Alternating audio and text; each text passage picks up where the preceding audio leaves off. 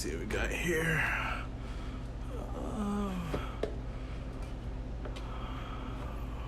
I'll decide. Let's see. Tired of that. What is that? Thiamine mononitrate riboflavin. What is that? Okay, that's definitely out. I got Christie's. Let's see. Monocalcium phosphato dextro. I can't even pronounce half of this. No, this is not it. I need something different.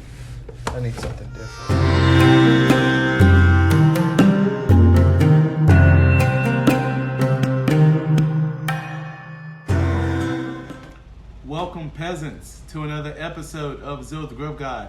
If you're new here, also welcome. Now I will call you a peasant as well. Do you oftentimes find yourself getting tired of the same old thing? Well, as you can see, that happened. First and foremost, who doesn't love pancakes? They come in many brands: Aunt Jemima, Krusteaz, Hungry Jack, Kodiak Cakes. The list goes on. They're decent brands, especially Aunt Jemima. Nonetheless, I believe I speak for everyone when I say that there's just something about homemade that is that much better, especially when you add a sweet potato. Which is why today I am breaking out my signature recipe to some sweet potato pancakes. I cannot express how excited I am to share this recipe with you peasants. Now, I'm no stranger when it comes to sweet potato pancakes. What I've come to know about other sweet potato pancake recipes are too much flour, the batter is too thick, you simply taste more sugar than you do the actual sweet potato. And the biggest pet peeve, they don't use cinnamon. Who cooks sweet potato pancakes without cinnamon? Fear not, I'm gonna help you guys with that today. To the new peasants, new videos are uploaded weekly. If food is your thing, and so is new recipes, I encourage you to subscribe to the channel. Now, let's get flipping. Though our sweet potato is the star of the show, we're gonna go ahead and start with our dry ingredients first. After we finish with our dry ingredients, we're gonna go next to our wet ingredients. And then after we finish with our wet ingredients, we're gonna pour our content into the dry ingredients bowl. So here we're gonna start with our self-rising flour.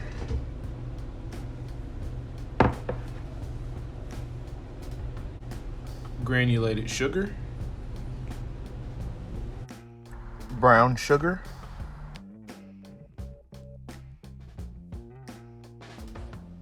Cinnamon.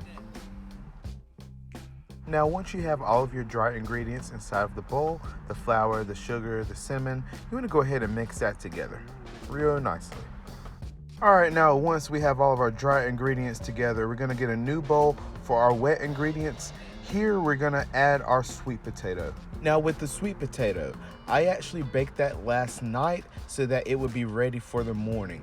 I find it better that way, so you're not in such a hurry and you don't have to worry about trying to get the skin off the potato while it's so hot. It makes it a lot easier and a lot more convenient. So here we're just inserting our sweet potato into the bowl. This recipe calls for 1 sweet potato. Once you have your sweet potato in the bowl, take a spoon, take a spatula, just take something that will get that sweet potato chopped down.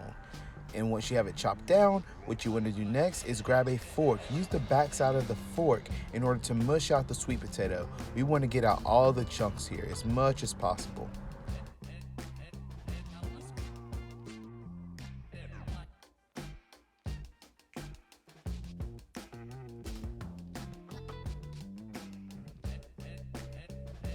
Now, once our sweet potato has been broken down, we're gonna go ahead and start adding our eggs. We need 2 eggs for this recipe. Following the eggs, we're gonna add some almond milk. Once you've added your milk, go ahead, grab a spoon, spatula, whisk, whatever, and start to mix this together. You want this nice and loose. Here you're gonna start to see your sweet potato break down even more. Last, we're gonna add some hot butter to the bowl. After we add our hot butter, we're gonna go ahead, take a whisk, take a spoon, whichever, and beat it all together. This is really going to break down your sweet potato even more.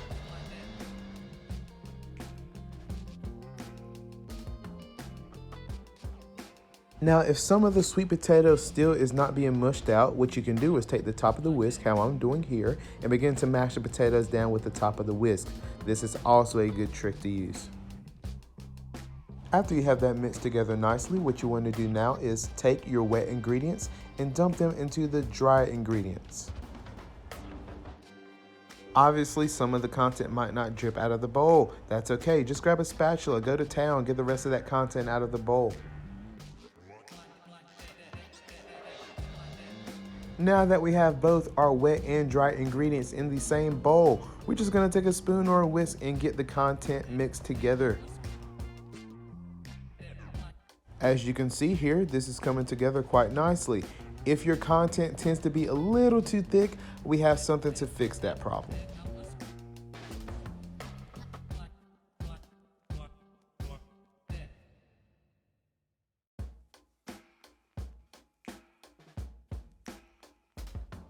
Now that that's mixed together, let's go ahead and get our stove on to medium heat.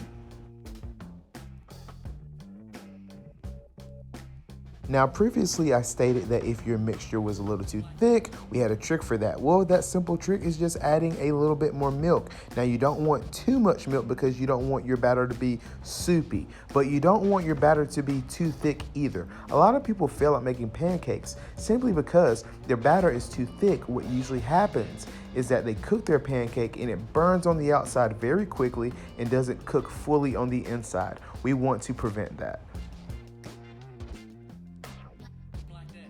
Now, after about 2 minutes on each side, our sweet potato pancake is ready. And we're just going to do the same thing for the next pancake. Again, look at the content of the batter. It's not too thick, it's not too loose.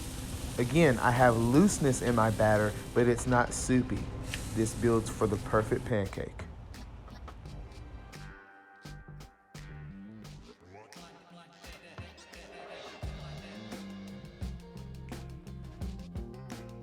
Now that we've used all of our batter, all of our pancakes have been cooked, and we have formed the perfect stack of sweet potato pancakes. Here we're just gonna douse them with some powdered sugar. Next, we're gonna apply a generous amount of hot maple syrup onto these sweet potato pancakes. You peasants could never.